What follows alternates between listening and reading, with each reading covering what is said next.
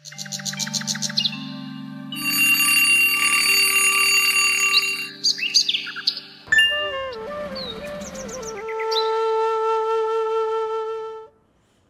Morning, मैं हूं दिव्या और आप देख रहे हैं पर्सनल फाइनेंस खबरों का बुलेटिन मनी मॉर्निंग। आप रोज सुबह होते हैं बिजी, इसलिए हम रोज लेकर आते हैं आपके लिए जरूरी खबरों का ये खास बुलेटिन। तो चलिए शुरू करते हैं खबरों का सफर।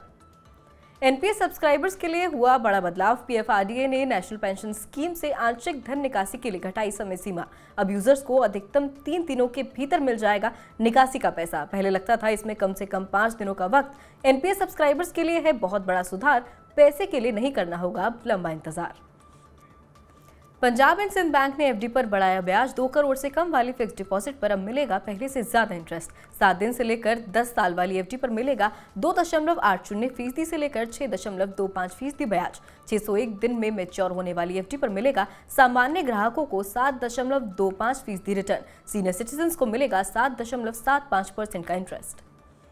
हाउसिंग प्रोजेक्ट्स की जानकारियां ऑनलाइन उपलब्ध कराएगा नोएडा अथॉरिटी। 1 सप्ताह के भीतर वेबसाइट पर उपलब्ध होगी अच्छे प्रोजेक्ट्स की लिस्ट। डिफॉल्टर और फंसे प्रोजेक्ट्स की जानकारी भी उपलब्ध होगी वेबसाइट पर।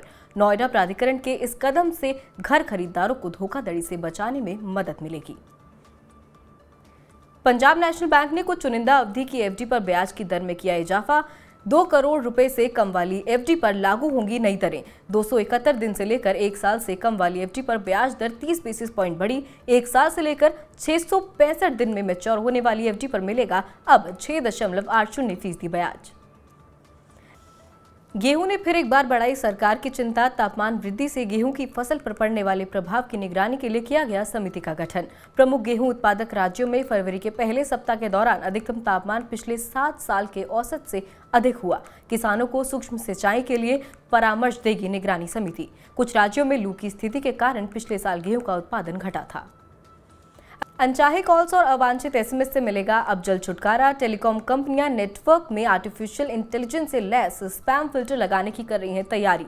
टीआरआई ने टेलीकॉम कंपनियों को जारी किए हैं निर्देश। इस मामले में भारतीय एयरटेल सबसे आगे है। स्पैम फिल्टर का ट्रायल पहुंचा अंतिम चरण में। ट्रू कॉलर के मुताबिक भारत स्पैम कॉल के मामले में दुनिया भर में है चौथे नंबर पर। दिल्ली मेट्रो रेल कॉर्पोरेशन अपने यात्रियों के लिए शुरू करेगी नई सेवा। लॉन्च होगा वर्चुअल शॉपिंग ऐप मोमेंट्स 2.0। इससे यात्री कर सकेंगे कई उत्पादों की खरीदारी। दिल्ली मेट्रो स्मार्ट कार्ड भी होगा इससे तुरंत रिचार्ज। अन्य सेवाओं के लिए स्मार्ट भुगतान की भी मिलेगी सुविधा। महंगाई को काबू में करने के लिए जरूरी कदम उठाना जारी रखेगा आरबीआई। वित्त मंत्री निर्मला सीतारमण ने दिया ब्याज दर और बढ़ने का संकेत। आरबीआई भारतीय अर्थव्यवस्था पर बनाए हुए है नजर।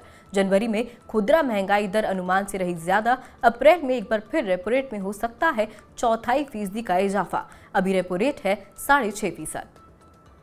एनपीएस के तहत जमा पैसा राज्य सरकारों को नहीं मिलेगा वापस। कई राज्य पुरानी पेंशन योजना बहाल करने के बाद केंद्र सरकार से एनपीएस में जमा पैसा मांग रहे हैं वापस। वित्त मंत्री निर्मला सीतारमण ने कहा कि मौजूदा नियमों के तहत ऐसा करना संभव नहीं।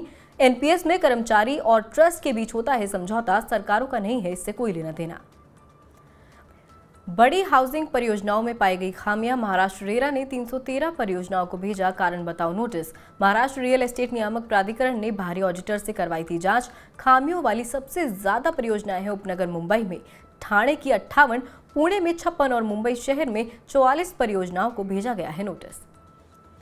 भारत के 9 राज्यों पर जलवायु परिवर्तन के चलते मंडरा रहा है भीषण आपदा का खतरा। बिहार, उत्तर प्रदेश, महाराष्ट्र और पंजाब समेत भारत के 9 राज्य हैं दुनिया के शीर्ष 50 रीजन में शामिल।